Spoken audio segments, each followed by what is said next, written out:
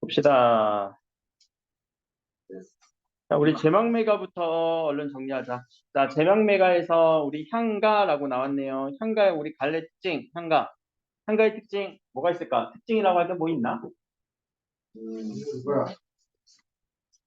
향가의 특징도 문제 나올 수 있겠지? 종장은 시조의 특징이고. 뭐지? 자, 근데 중요해. 왜냐면 향가의 어떤 형식이 시조의 형식에 그 영향을 준 거야. 몇 단 구성? 몇 단 구성? 딸펜 들고 3단 구성. 그럼 3단 구성인지 가서 빨리 나눠볼까? 몇 줄? 4, 4, 2 포메이션. 그치? 4, 4, 2 포메이션. 4줄, 4줄, 2줄. 자, 요런 노래를 우리는 19채 향가라고 합니다. 몇 줄이어서? 10줄이어서. 근데 이 향가에 아주 완성형이 10줄짜리예요. 왜냐면 19채 향가에서 가장 짧은 건 4줄짜리도 있었거든. 그리고 8줄짜리도 있었거든. 그리고 지금 보이는 19채 향가도 있거든요. 그리고 이 19채 향가에 대해서 이건 하나 외워놔. 다른 말로 계속 나오더라 이런 문제. 사뇌가라고도 얘기를 해요. 사뇌가라고 다른 말로도 불러. 19채 향가를 사뇌가라고도 부르는데 이거는 옛날 경주 지방의 이름을 사뇌 지역에서 불렀던 노래라는 의미예요. 그쪽에서 완성된 형태로 노래를 부르다 보니까 그 지역에 이름을 붙여준 거지.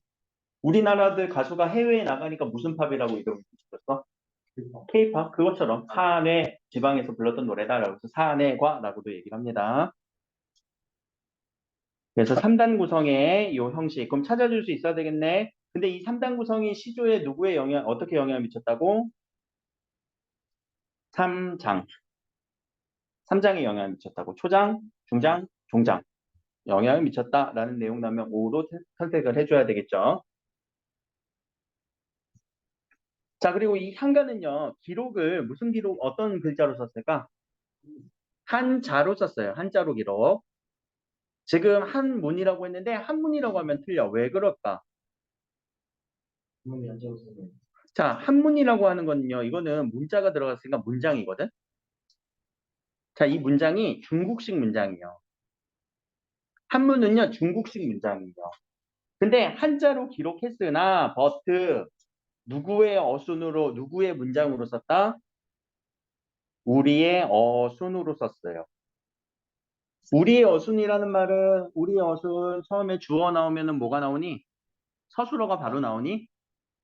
아니지? 목적어 혹은 부사어 그리고 서술어가 나오지?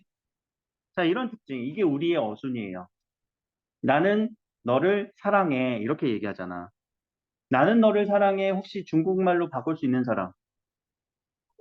워, 아이, 니 할 때 이 단어 해석할 수 있는 사람.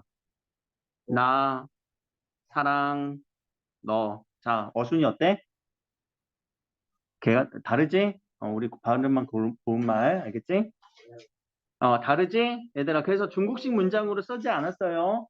어순이 달라요. 우리의 어순으로, 우리의 말대로, 우리의 국어 어순을 따라서 썼다라고 하는 이런 특징. 다만, 세종대왕이 탄생하시기 전이니까 글자는 뭘 썼다? 한자로 썼다라는 기록. 중요합니다, 이것도.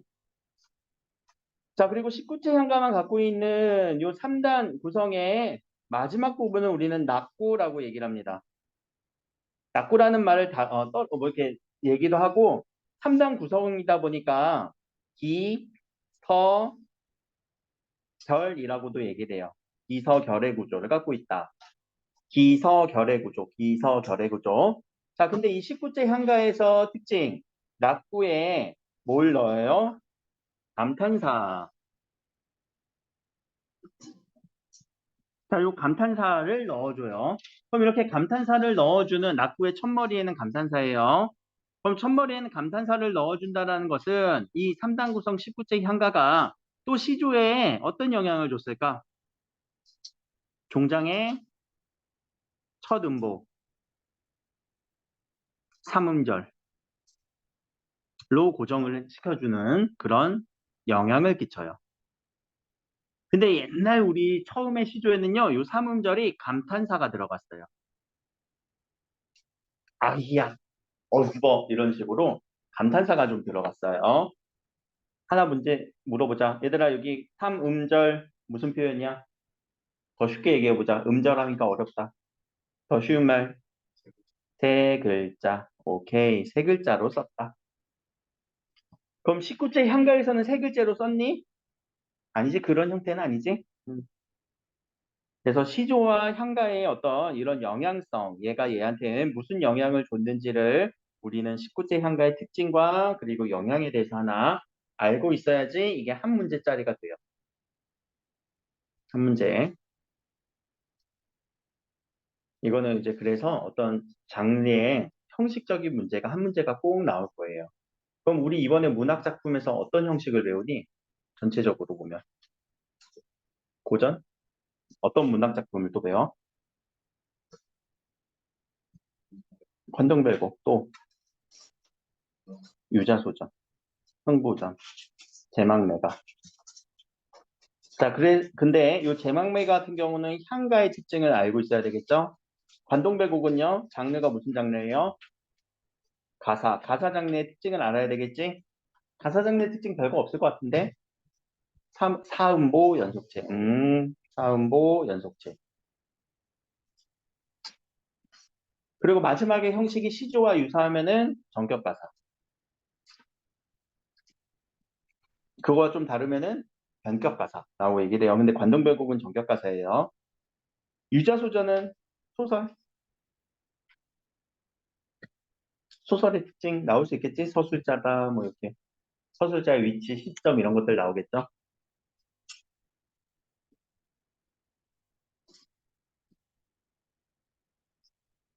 구성 이런 것들이 나올 것 같아요. 향가는 향가라고 하는 갈래의 특징, 그리고 시조와의 연관성. 가사도 시조와의 연관성이 있어요. 요 전격가사라는 특징에서 마지막이 시조의 동장과 유사할 때 전격가사라고 얘기를 합니다. 그거 이따 보여드릴게요. 그래서 요 형식적인 측면 특징, 갈래의 특징, 갈래의 특징, 갈래의 특징을 한번 공부해 볼 것. 적어도 세 문제. 많으면 세 문제, 많으면 세 문제, 적으면 한 문제. 써야 돼. 응? 써야 돼. 요 형식에 대한 거. 갈래. 갈래라는 뜻이 뭐니? 갈래라는 뜻이 뭐니? 아, 써야 문학적 갈래 뭐야? 갈래가. 다른 말로 바꿔봐. 돼. 어떤 유미? 어떤 유형, 그치? 유형. 또 집에 갈래? 어? 어, 장르. 그런 장르의 특징. 그래서 갈래적, 유형적, 장르적 특징 문제가 나올 거라고요. 그럼 향가에 대해서 우리는 알고 있어야 되고, 가사에 대해서 알고 있어야 되고, 소설에 대해서 알고 있어야 된다는 얘기예요. 물론 학원에 대해서도 우리 자유시잖아. 이거 현대시잖아. 현대시의 특징을 알고 있으면 되지만 현대시의 특징은 뭐 딱히 뭐 문제 나올 것 같지는 않아요. 용비어천가에 대해서도 갈래를 알고 있긴 해야 돼. 이거 악장이라고 하는 문학의 갈래이기도 해요. 악장, 노래 연주했을 때 그 악장이라고 하는 갈래예요. 근데 요거는 용비어천가 얘기하면서 한번 얘기합시다. 알겠죠? 그래서 이렇게 갈래에 대한 문제, 갈래에 대한 문제, 갈래에 대한 문제가 나올 수 있다. 진짜 많으면은 모든 지문에 하나씩 내. 원래 FM은 그렇게 돼야 돼. 근데 이제 문제 수가 그럼 너무 많아지니까 줄일 수밖에 없었지. 핸드폰 다 집어넣고 얼른 집중해줘. 야, 집중하면 빨리 끝난다니까? 대답이 나와야 빨리 끝나지. 그럼 지금, 자, 요 장르에 대한, 갈래에 대한, 혹은 이걸로 이제 형식이라고 하는 이런 측면에서 얘기를 하나 했어요. 자, 이제는 내용에 대해서 한번 봅시다. 자, 내용을 보면은 요거 제재, 뭐 주제, 이런 것들 보는 거예요. 주제. 그럼 주제, 제재를 보려면 우리가 내용을 읽어야 되겠지? 자, 요거는 이미 현대어로 해석을 해줬으니까 큰 특징은 없습니다. 그런데 요 의미, 내용적인 측면에서 볼 때는요, 주제를 우리가 꼭 잡아야 되지만 시어의 의미도 봐야 돼요. 시어의 의미. 자, 첫 번째 요 네 줄 보면서 내용을 한번 요약을 한번 해보자. 뭐라고 요약할 수 있을까? 어, 내가 지금 누구의 죽음? 우리가 누이의 죽음. 그대로 적어. 누이의 죽음에 어떤 감정? 안타까움. 이게 누이인지 어떻게 알아? 자, 제목을 봐야지 알 수 있어요. 그거는요. 미안해요. 제목을 얘기 안 했네요. 자, 요 매자가 누이 매자예요. 누이를 얘기하는 거예요. 음. 뭐지? 내가 성이 그려. 음. 세인은 그건데. 세븐나이트. 요 세인 선생님이세요. 알겠지? 음. 음. 얘들아, 여기 누이야. 그럼 망자가 무슨 말이니? 망. 망자는 어떤 사람? 죽음. 그래, 누이의 죽음. 제는요, 제사 형식의 제문. 제사를 지냈다. 우리 제사 의식을 지내는 거예요. 그래서 추도하는 거예요. 추모하는 거예요. 음. 그러니까 이건 당연히 그래서 성격이 어떻게 돼? 추도적이라는 나온 거죠. 추모하면서 애도하는 거예요. 슬퍼하는 거예요. 알겠죠? 제목이요. 응? 제문. 제사의 의식에 사용하는 문장. 제사 의식의 문장, 글이란 뜻이에요. 문은.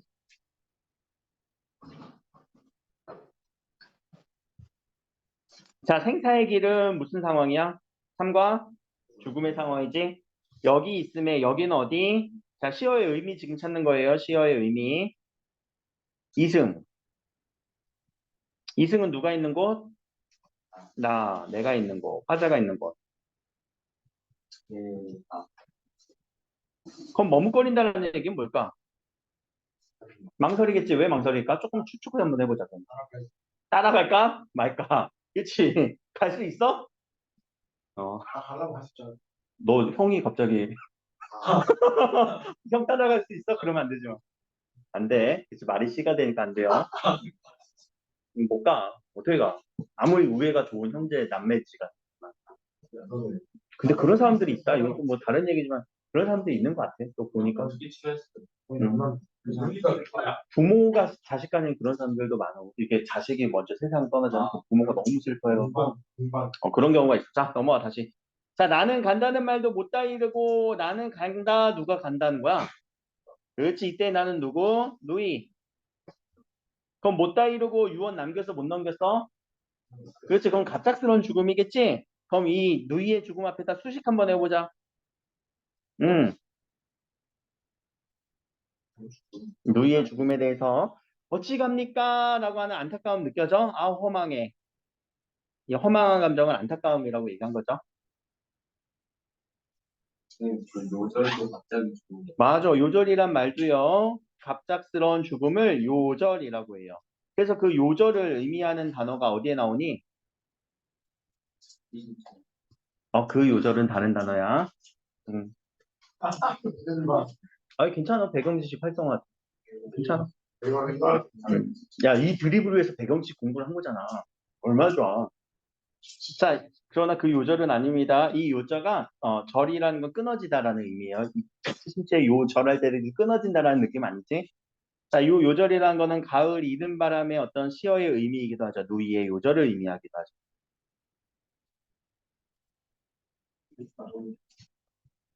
자, 그러면 이 누이의 요절을 의미하는 단어의 이른 바람은 또 이해저에 떨어지는 잎도 누이의 죽음을 의미하는 거네요.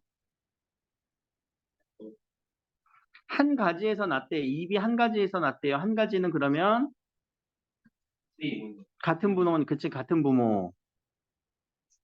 동기간이라고도 얘기를 해요. 동기간이라는 거는 서로 같은 동기이다.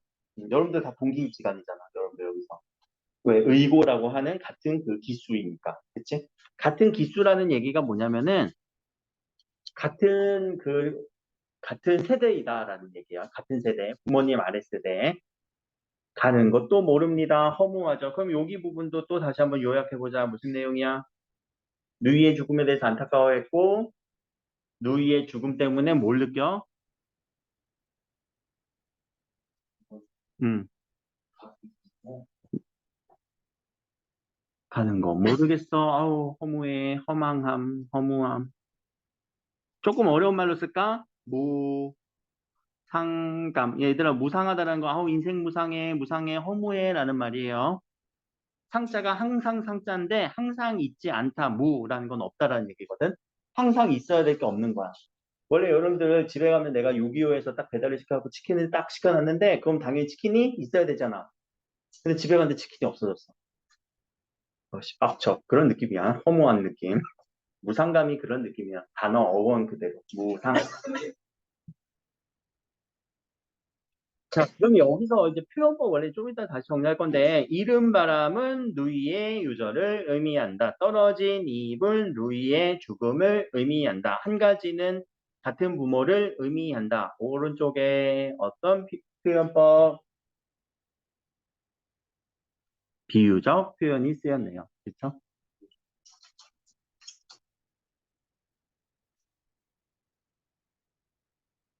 자, 그래서 여기서는 이제 비유법이 쓰였다라고 얘기하면 될 것 같아요.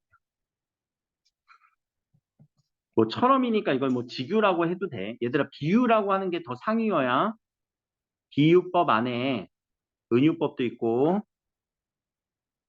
직유법도 있어요. 그리고 의인법도 있어요. 의인법이랑 비슷한 게 화류법이지. 그래서 사람처럼 비유했다. 직접적으로 비유했다. 은근히 비유했다. 그게 비유법이에요. 그러니까 그냥 비유적으로 했다라고 해도 되고 이게 한글로 쓰인 게 아니니까 이게 직유인지 아닌지는 좀 모르겠어. 사실은. 근데 아무튼 비유는 맞지? 형님 사람들은 아무 없으니까. 예, 그치. 요 처럼이라고 하는 단어는 누구에서 이것을 해석한 사람이 김한진 선생님의 해석이다 보니까 그 사람의 해석을 따를 거면 뭐 직유라고 하겠지만 그런 위험성이 있어요. 그래서 그냥 비유라고 할 거예요, 아마 학교에서도. 자, 그 다음에 마지막 부분 제가 이거 색깔 구분해서 표현하는 이유는요, 여러분들한테 빨간색은 내용적인 측면으로 항상 써요. 그리고 초록색이라던가 파랑색은 표현 형식적인 측면에서 제가 쓰는 색깔이에요.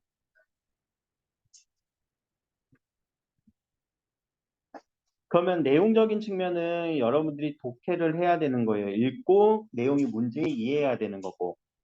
요 초록색으로 쓰는 표현 형식적인 거는요. 여러분들 찾기 능력이 요구돼요. 비유법을 찾아라. 찾을 수 있지? 딱딱딱 세 개. 자, 그리고 여기서 감탄사가 쓰였네. 그럼 이건 형식적인 측면에서 낙구의 감탄사는 무슨 기능을 하지? 네, 시상의 전환까지만 잠깐 써놓고 그러면 자 시상이라는 단어는 무슨 말? 시상, 시적 상황, 오케이. 전환이란 말은 바뀌었네. 그럼 어떻게 바뀌는지 우리는 내용적인 측면을 한번 봅시다. 내용 요약해볼까?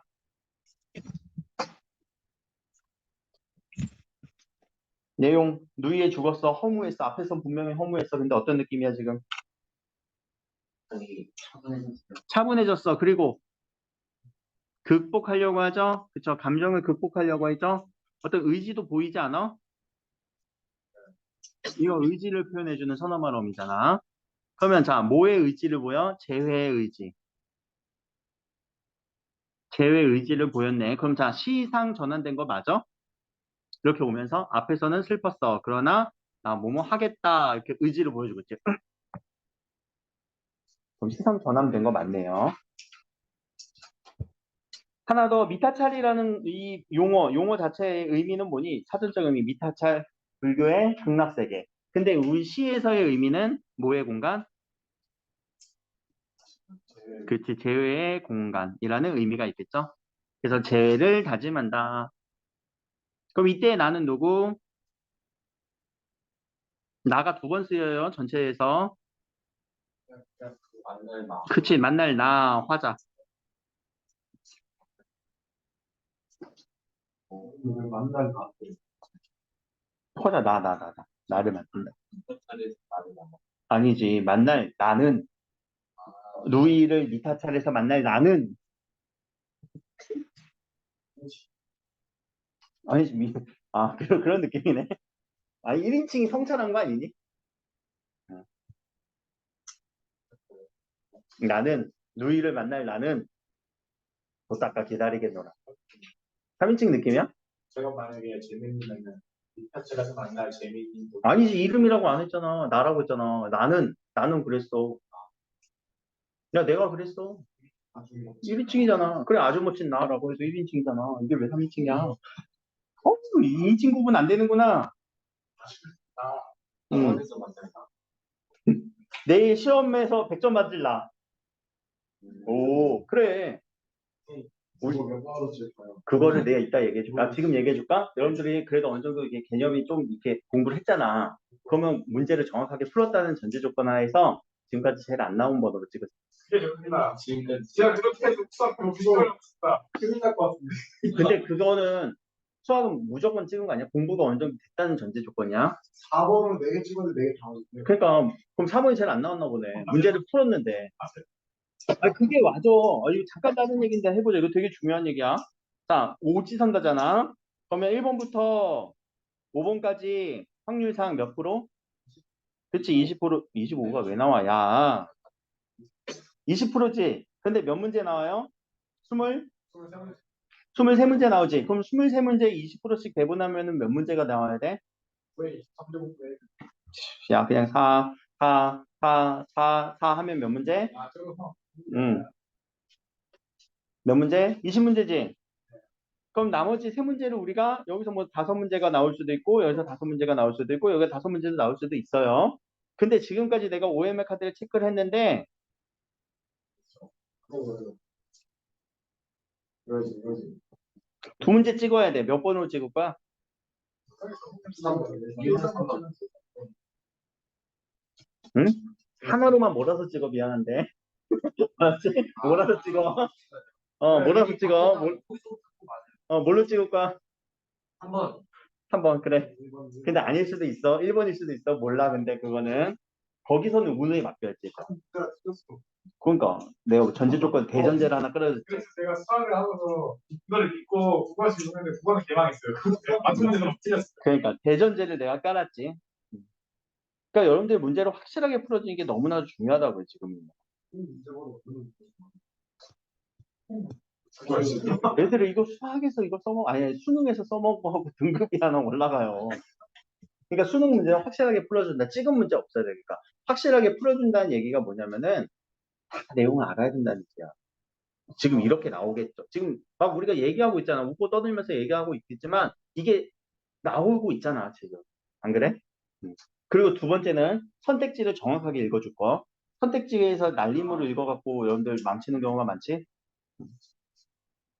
자, 그럼 제외 의지라고 했는데, 자, 미타찰은 근데 어떤 공간이라고? 불교의 극락 공간이네. 그럼 이 사람은 안 봐도 어떤 종교를 가졌어?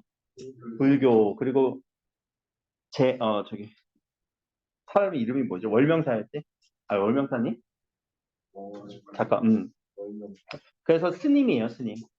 그러면은 이 불교의 이 감정, 이 종교로 인해서 극복을 했다, 이런 아주 허무한 감정을 극복했다라는 말을 조금 어려운 말로, 그치, 종교적 승화라고 얘기를 하겠죠.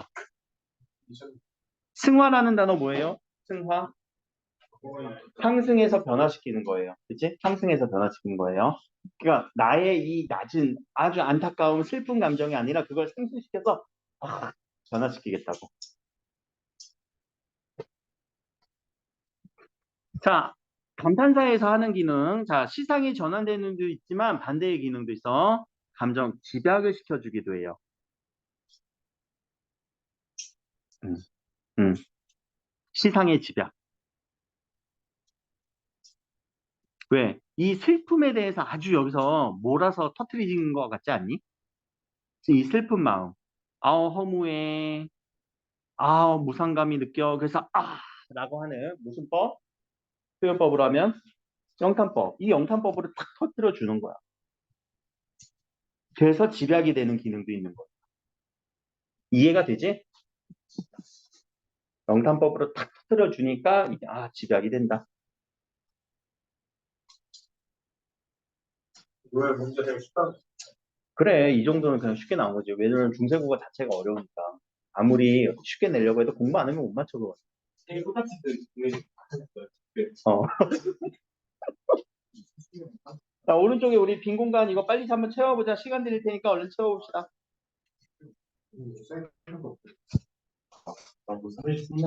자, 여기 가로, 야, 얼른. 빨리 끝내기 싫구나. 알았어. 오늘 관동별곡 때문에 내가 얼른. 야, 혹시 끝날 때, 갈 때 차 타고 가야 되는 사람? 집에 갈 때 차 타고 가야 되는 사람? 어디 살지? 저는 걸어가도 됩니다. 어디 살지? 보건소 쪽. 보건소 쪽. 어디 살지? 아, 그래? 아, 알았어. 늦게 끝나면 내가 내려줄게. 그러니까 오늘 그 정도로 나는 빡세게 해야 된다고. 알겠지? 늦게 끝나면 내가 내려줄 각오하고 있으니까 얼른 우리 집중해서 하자. 아, 그냥 2시에 갈까? 작업하면 안 돼요. 죽을래? 나도 집에 가자. 빨리 너가. 빨리 바로 안 해. 야, 씻고는 가자, 좀. 내일 아침에 나 11시에 수업 있다고. 빨리. 응. 의여고. 들어가 있어요. 미안.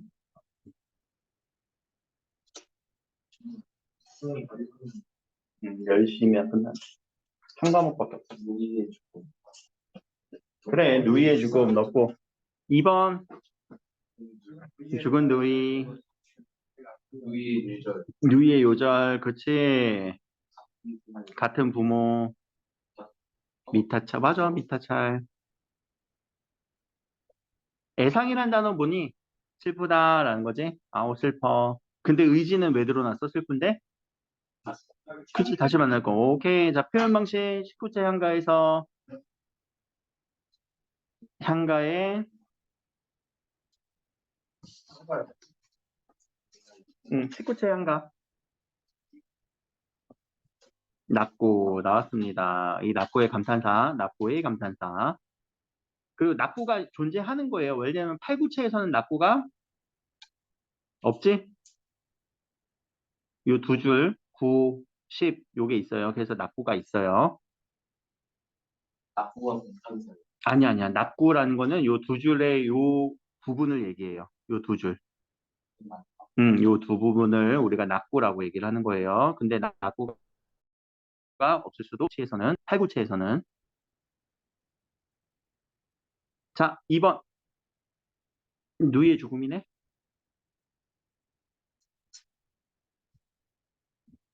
밑에 슬픔을 어떻게 했어? 종교적 승화. 적자가 있네. 여기 오른쪽에 누이의 죽음을 애도하면서도 이를 오케이 극복하려는, 극복은 조금 어려운 말로 초극하려는, 초월해서 극복하려는, 초극하려는 이런 말도 있어요. 초극이란 단어. 자, 향과 평시의 비교 3단 구성 공통점. 그래서 요 3장 구성. 공통점은 요 종장의 요 3단 구성. 이게 비슷하죠? 아, 미안해. 3단 구성. 3단 구성. 요 3단 구성이라고 합시다. 요 장이라는 단어가 있으면은 3장이라고 넣어줘야 되고요. 혹은 3단 구성이라고 해도 되고요. 그리고 요 9구와 19는 시조의 종장과 공통점으로 시장을 집약하고 마무리한다. 이제 작품 하나 끝났고 넘어가서 하관. 이게 지금 다음 장으로 넘어가야 되는데 여러분들 프린트도 그렇게 됐니? 에헤이 참. 쏘리. 너한테 일어나. 여기서는 뭐 형식적인 얘기를 물어볼 필요는 없을 것 같으니까 내용을 한번 봅시다. 자, 1년 어떤 상황이에요? 1년. 아우가 죽었어. 그리고 하직했어. 그리고 어떤 상황이라고 봐. 성경을 얹어주고 밧줄로 관을 내려줘. 장례식, 아우의 장례식.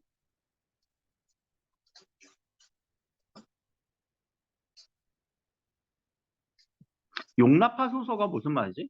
주여 용납하옵소서. 용납해달라. 관대하게 수용해달라는 거지. 아, 이제 아우를 보내드립니다. 주님 받아주세요. 라는 말이겠지. 자, 그러니까 여기서도 보니까 성경을 얹어줬대. 이런 말이 어떤 느낌이 들어요? 종교적인 느낌이 들지. 앞에서 제망매가는 무슨 교? 불교. 여기는 천주교, 뭐 기독교 이렇게 될 수 있겠네.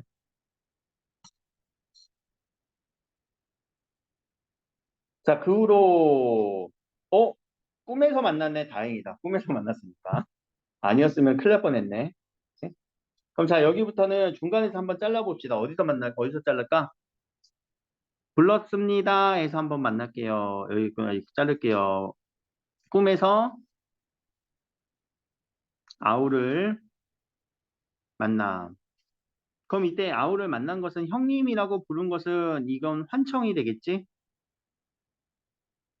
환청이 들려요. 자, 그리고 아우의 외양묘사도 되어 있네. 아우는 변함이 있어, 없어? 변함없는 그대로의 모습으로 턱이 긴 얼굴. 이거 아우의 외형이잖아. 꿈에서 아우를 만나면서 환청까지 들리는 이런 상황.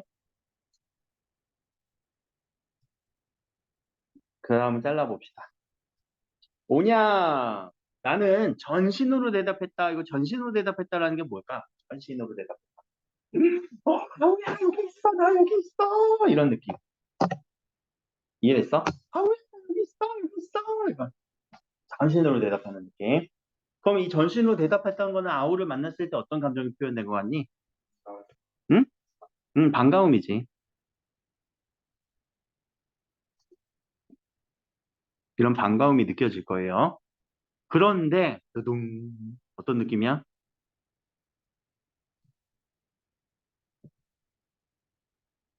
그는 못 들었대. 나만 내 음성을 듣고 있대. 나만 내 음성에 환청이 들린대. 어떤 느낌이 들어요? 단절감이 들죠. 이승과 저승의 단정을감. 이거 연결할 수도 있겠다. 어디? 대망매가와 하관을 연결시킬 수도 있을 것 같아요. 내 음성을 나만 듣는 여기는 눈과 비가 막 이렇게 내린대. 혹시 이 눈과 비에 대해서 학교에서 객관적 상관물이라고 얘기하셨니? 응. 일단 써놓고 한 번만 생각해놔. 왜냐면 눈과 비가 오니까 내 감정이 어떤 느낌이 들어? 아, 그치. 슬퍼지는 느낌이 들지? 그래서 정서와 연결되어 슬픈 정서를 유발하고 있어요. 그래서 이 눈과 비가 온다라는 말에 대해서 우리가 객관적 상관물에 대한 개념도 하나 연결시켜주면 좋을 것 같고, 너는 어디로 갔느냐 이제 찾고 있네. 어질고 안쓰럽고 다정한 눈짓을 하면서 형님 부르는 목소리는 들리는데 내 목소리는 미치지 못하는 까지. 여기서도 단절감이 느끼죠.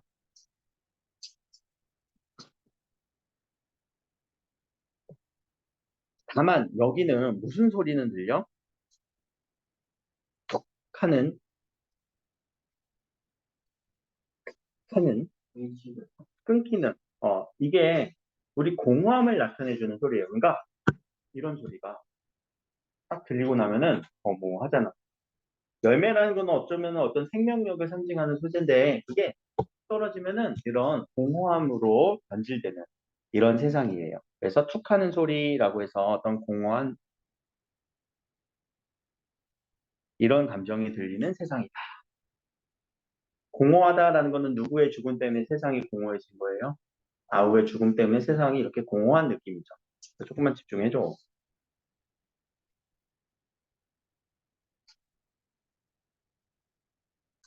자, 그러면 전체적으로 우리가 주제를 한번 얘기해 보자. 자, 이 시의 주제는 어떤 상황 속에서 어떤 감정을 얘기한 거야? 어떤 대상에게?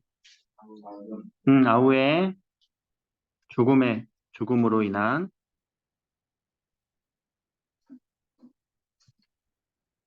그리움, 슬픔과 그리움. 여기 하나 생각해 보자. 극복하려는 의지가 있나?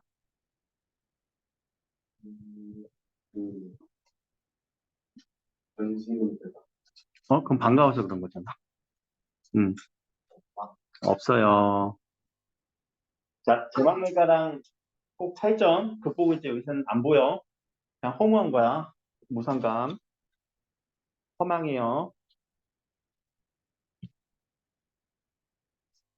자, 그런데 여기서 우리 슬픔에 대한 정서 표현 한번 찾아보자. 아, 슬프다라고 하는 감정 표현이 되는지 한번 찾아봅시다. 슬픈 감정 표현에다 밑줄 한번 쳐볼까?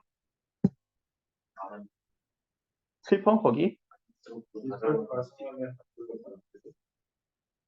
그거 슬퍼? 자, 감정 표현은 게 뭐야? 아, 슬프다. 앞에서 봐봐. 앞에서 우리 제명말가에서 감정 표현된 거 찾아볼까? 어찌 갑니까? 이런 느낌들. 어찌 가냐? 그러면 뭔가 허무한 표현하는 거잖아. 용납하소서? 용납하소서. 이거 되게 의고적으로 되게 그 종교적 어휘를 썼네. 의고적 문체라고 해서 종교적 그 색채가 드러나게 해서 쓴 거예요. 옛날 말투 느낌으로. 근데 감정 표현, 아, 허무하다 이런 느낌들이 전반적으로 딱 직접적으로 표현되어 있니? 없어? 못 찾겠어?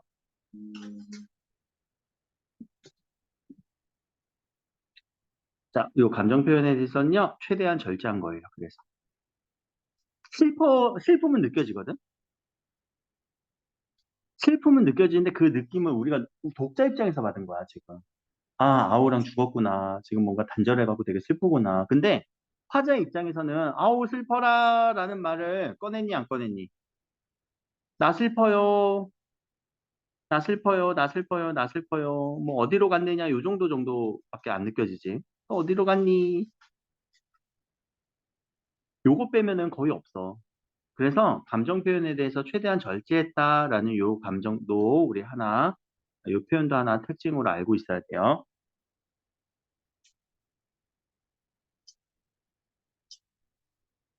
그리고 시가 어떤 뭐 리듬감보다 얘는 자세하게 이렇게 내용을 설명해주는 약간 산문체의 느낌, 산문적 진술.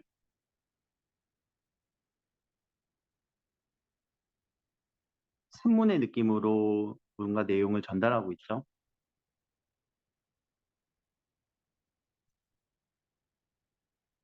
그리고 나는 그랬어. 너는 그렇구나. 너는 어디로 갔느냐라고 하는 이런 대화체.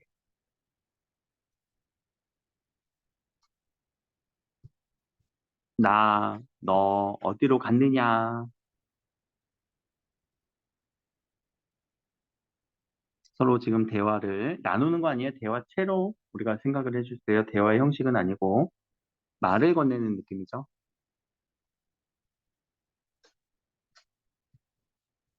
뭔가 이렇게 말을 건네는 느낌. 근데 말을 건네는데 얘들아 이게 전달돼 안 돼? 전달이 안 되니까 오히려 슬픔이 어떻게 되니? 슬퍼지지. 안타까움이 강해지지. 전달이 안 되니까 슬퍼지기도 하고 안타까움이 뭔가 심화되는 이런 느낌. 학원까지만 하고 잠깐 쉬었다가 5분만 쉬었다 하자. 자면 안 돼 지금. 음.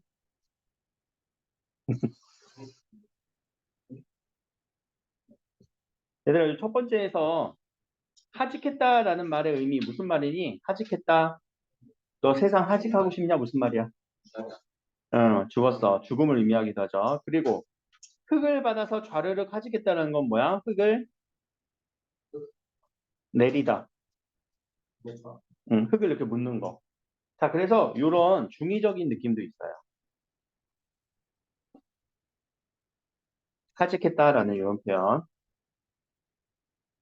그러니까 감정이 좀 잔잔하게 하면서 하직했다라고 표현하는 이런 부분에서는 또 중의적으로 해석될 여지가 있다. 구조를 한번 좀 크게 볼까? 자, 여기서는 현실이었죠. 현실에서 시상이 어떻게 전개돼요? 어디로 넘어갔어? 꿈에서 동생을 만났고, 자, 꿈이 끝나는 이 지점에서 다만 여기는 현실로 넘어오게 되죠. 그래서 현실 꿈, 현실이라고 하는 이의 시상 전개, 시의 상황이 전개가 됩니다.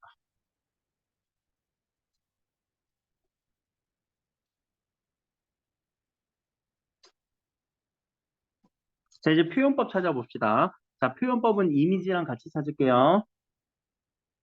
관이 내려갑니다. 무슨 이미지? 하강적 이미지. 내립니다. 또 하강적 이미지. 이 하강적 이미지를 그래서 죽음을 형상화시키고 있는 거죠.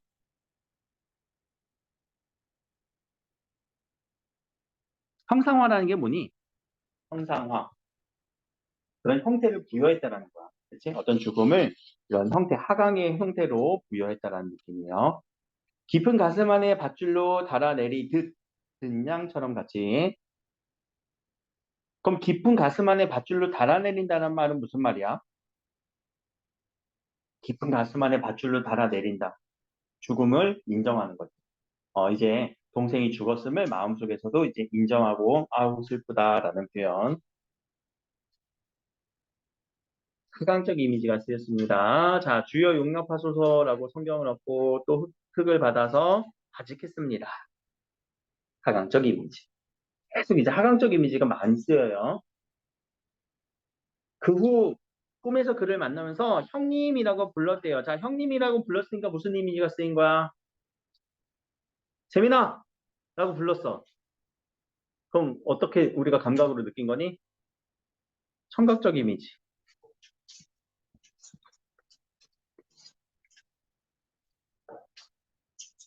오냐? 나는 전신으로 대답했어요. 근데 못 들었대요. 계속 이제 청각적 이미지가 나오죠. 자, 눈과 비가 온대. 눈과 비가 오는 건 어떻게 와야 돼? 위로 올라가, 아래로 내려와. 그럼 여기도 무슨 이미지? 하강적 이미지.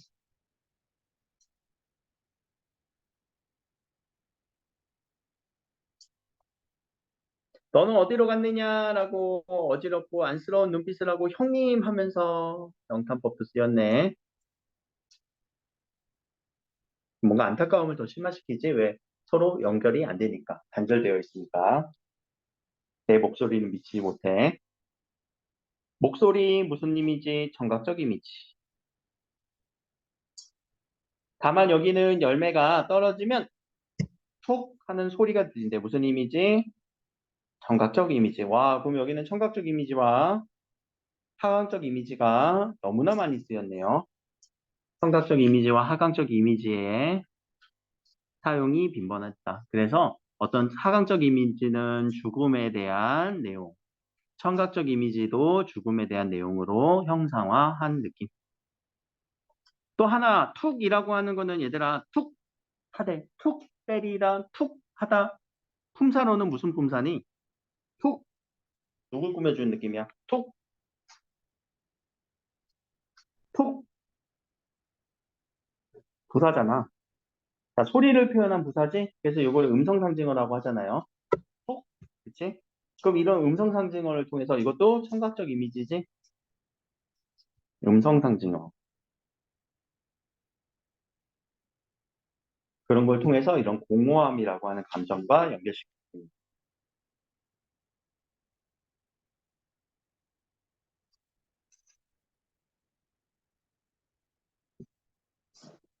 그래서 마지막은 어떤 현실에 대한 인식이죠.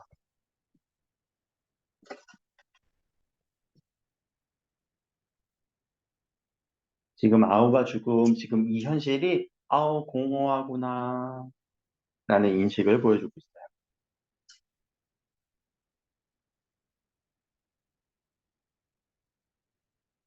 현실은 지금 삶과 죽음이라고 할 수도 있겠네. 삶과 죽음. 앞에서는 계속 이제 삶과 죽음에 대해서 얘기를 했으니까 이승과 저승이라고 하는 단절감을 통해서.